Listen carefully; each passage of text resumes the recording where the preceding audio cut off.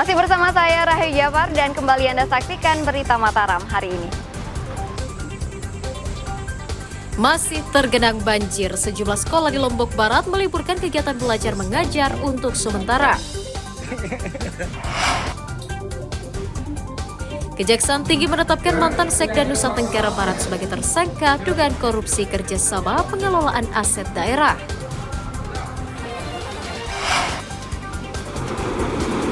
Dampak cuaca ekstrim, Dinas Perhubungan NTB tutup layanan kapal wisata untuk sementara.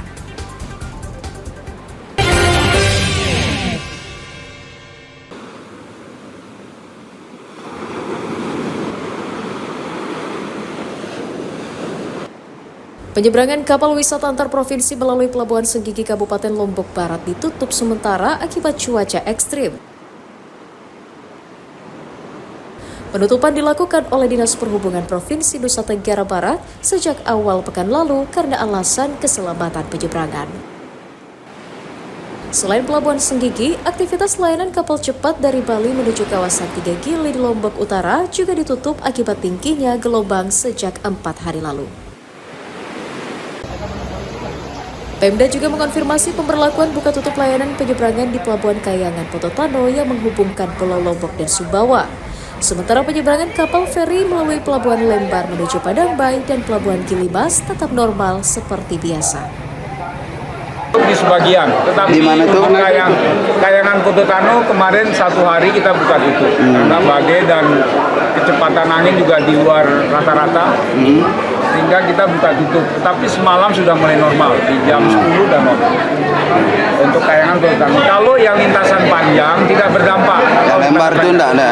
Yang Lembar Perak, kemudian Lembar Jangkar itu enggak berdampak. Kalau kapal cepat kita stop.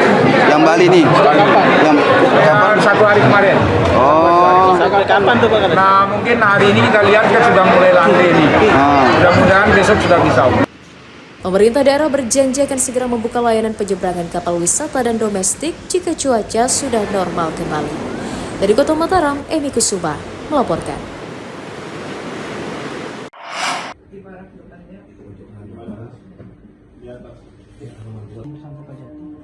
Kejaksaan Tinggi Nusa Tenggara Barat menetapkan mantan Sekretaris Daerah periode 2016-2019 sebagai tersangka dalam kasus dugaan korupsi kerjasama pengelolaan aset pemerintah daerah.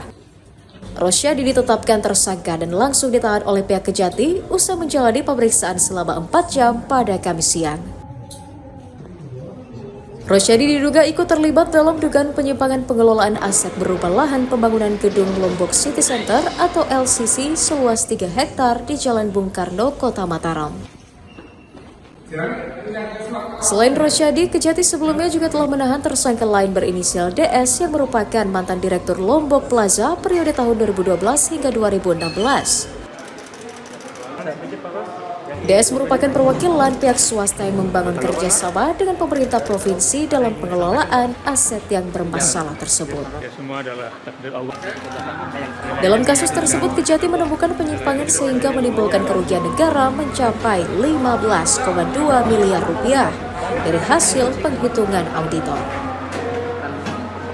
Teman-teman sekalian, pada hari ini telah dilakukan penahanan terhadap saudara R ya. Ini terkait dengan pemanfaatan lahan Pemda ya. Dalam pemanfaatan tersebut seharusnya Pemda ada pergantian gedung Lepesnya itu senilai 12 miliar. Namun Pemda dalam hal ini menerima aset sebesar 6,5 miliar. Sehingga jadi kekurangan penerimaan yang harusnya sesuai rencana anggaran biaya pembangunan Lepesda itu sebesar 12 miliar. Ini diterima oleh Pemda sebesar 6,5 miliar. Ada berapa yang Tersangka dijerat pasal 2 ayat 1 dan atau pasal 3 junto pasal 18 ayat 1 huruf B Undang-Undang Nomor 31 Tahun 1999 tentang pemberantasan tindak pidana korupsi dengan ancaman hukuman minimal 4 tahun penjara. Dari Kota Mataram, Emi Kusuma melaporkan.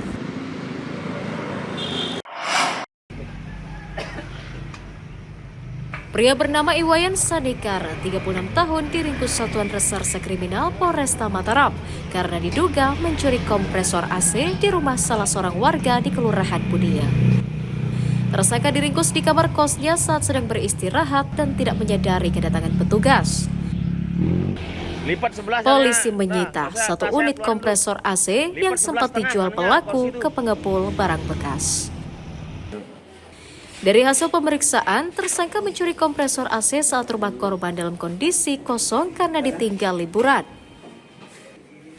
Kompresor AC curian kemudian dijual seharga Rp400.000 dan digunakan untuk makan dan bersenang-senang. Pelapor dalam hal ini korban sedang melaksanakan liburan keluar dan pada saat setibanya pulang dari rumah, korban menyadari bahwa AC outdoor-nya telah hilang. Dan untuk keterangan dari terduga pelaku dalam melaksanakan aksinya dengan cara membuka paksa AC tersebut dengan menggunakan kunci pas milik pelaku. Setelah itu, hasil dari AC tersebut dijual dengan seharga Rp400.000. Mau kemana? Mau kemana? Mau kemana? Mau ambil apa? Masih. Berapa hasil kamu buka? Sama siapa kamu nyari? Gimana caranya kamu nyari?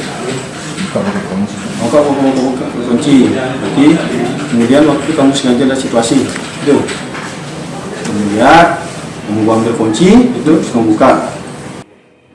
Atas ulahnya, tersangka dijerat pasal 362 KUHP tentang pencurian dengan ancaman hukuman 5 tahun penjara. Awaludin dari Kota Mataram melaporkan.